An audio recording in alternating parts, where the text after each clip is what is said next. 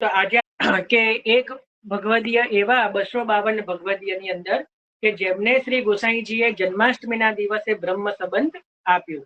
તો આનંદ એ વાતનો છે કે ઘણા બધા વૈષ્ણવોને એનો જવાબ મળ્યો. બરાબર, મને ઘણા બધાના આવ્યા છે, કદાચ બધાને હું રિપ્લાય ન પણ કરી શક્યો હોઉં, પણ એનો સાચો જવાબ છે રામ રાય હિત ભગવાન દાસ.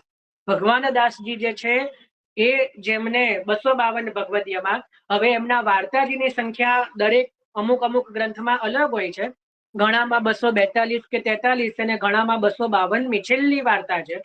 ઇન્દોરમાં અને કાકરોલી ઘરના પુસ્તકમાં તો જે વ્રજ ભાષાના છે ને ગુજરાતીમાં જે અમુક મળે છે એમાં 242-43મી વાર્તા છે કે જે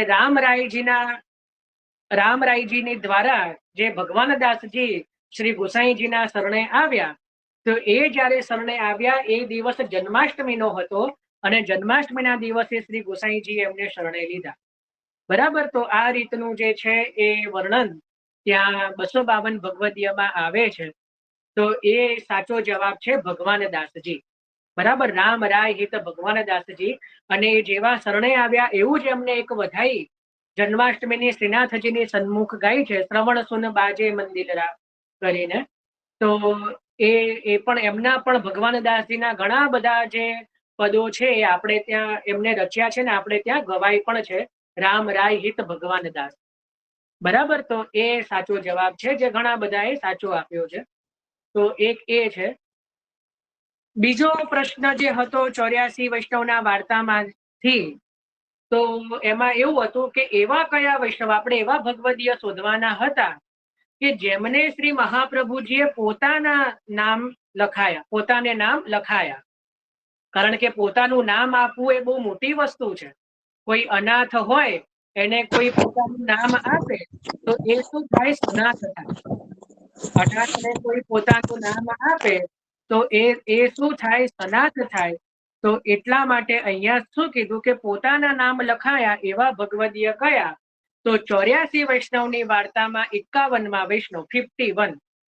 પહેલાના સમયમાં 51નો ચાંદલો કર્યો ને તો 51. હવે તો 51 કોઈ આપો તો સામે મારે કે ભાઈ લઈ જાય, 51માં તો શું થાય? તો 51માં વૈષ્ણવ છે જીવણદાસ ક્ષત્રિય. લીલામાં શ્રી યમુનાજીના યુથમાં છે અને ઈશ્વરી સખી છે. અને એ જ્યારે એમને કેવી રીતે શરણે આવ્યા, તો એની અંદર જે છે કે જ્યારે એમને દંડ કરેલો કે ભાઈ આમને યમુના, એટલે ત્યારે પછી બંદીખાનામાં નાખેલા અને એમને એવું કીધું કે હવે મારા પ્રાણ જશે તો હવે મને છેલ્લી મારી ઈચ્છા એવી છે કે મારે યમુના જ સ્નાન કરવું છે, યમુનાજીની ધારામાં સ્નાન કરવું છે.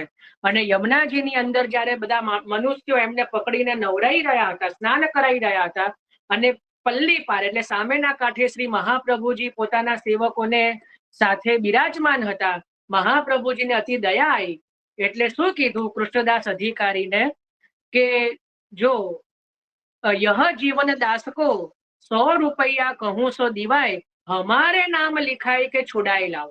पाना नंबर 205 इंदौरનું પુસ્તક હોય તો પાના નંબર 205 છેલ્લેથી 5મી લાઈન કે જીવનદાસ કો 100 રૂપિયા કહું સો દિવાય, કે એટલે કોઈની પાસેથી 100 રૂપિયા, કારણ કે મહાપ્રભુજી તો દ્રવ્ય જે છે એ પોતે સંગ્રહ કરતા નહીં, એટલે મહાપ્રભુજીને પાસે તો એ સમયે 100 રૂપિયા, એટલે અત્યારે ભલે 100 રૂપિયા ઓછા લાગે, જોકે એ સમયના 100 રૂપિયા પણ ઘણા 500 વર્ષ પહેલા, એટલે કે 100 રૂપિયા કોઈની પાસેથી એવું હોય તો જે છે એ લઈને હમારે નામ લખાય કે છોડાઈ લાવો, અમારું નામ લખાઈને, એટલે એની બાહેધરીમાં અમારું નામ લખાઈને છોડાઈ લાવો.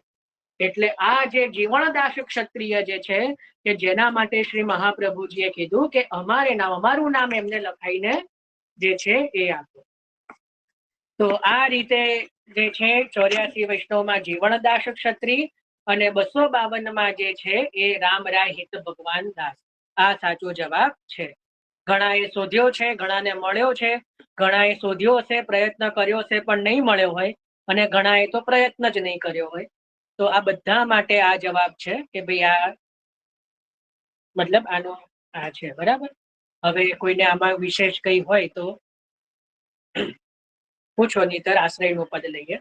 કાલે આપણે શ્રી દમલાજીનો ગુણગાન મહોત્સવ રહેશે કાલના સત્સંગમાં. એ આપણે ઓલરેડી વોટ્સઅપમાં આપેલું છે.